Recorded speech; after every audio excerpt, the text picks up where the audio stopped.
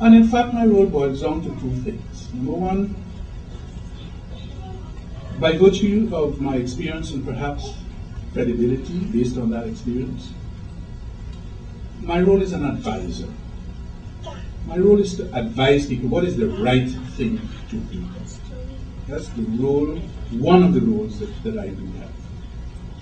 And in my position, I am expected to advise senior people on what is the right thing to do.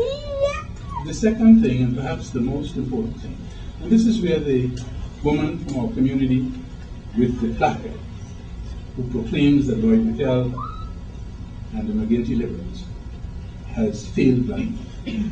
This is where her comments are particularly relevant and strikes a responsive chord.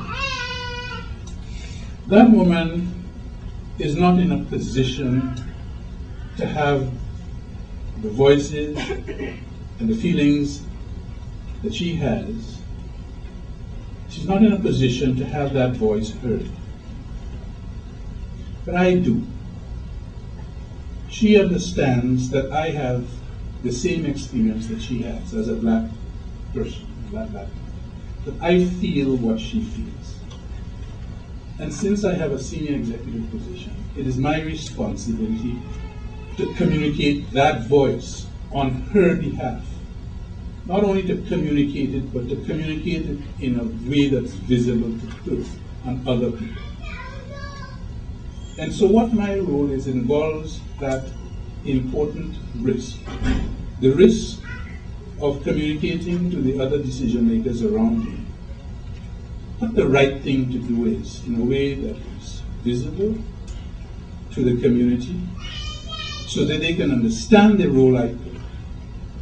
So I am an advisor and an advocate. An advisor and a visible advocate. And unless I'm prepared to play that, then the role that I play as a senior administrator will have no meaning to the community. But I speak of this personally, of course, but I speak of this also as a member of a collective of educators out there. Yes, I do hold a position of senior responsibility, but everyone, whether you're a leader in a classroom or a school, as a principal or vice principal, or a black educator in those circumstances, or you have other portfolios within the school system, the obligation to be an advisor and an advocate, a visible advocate, is an obligation that the community quite rightly, and the community, not only the adult community, but the community of students, quite appropriately expects of us.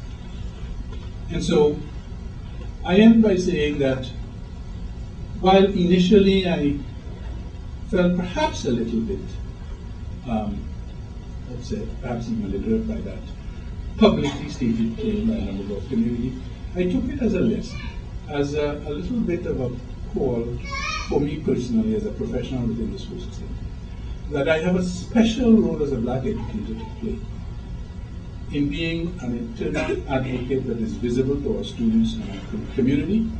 And it is up to me now and my colleagues to play that role in a way that the community can understand that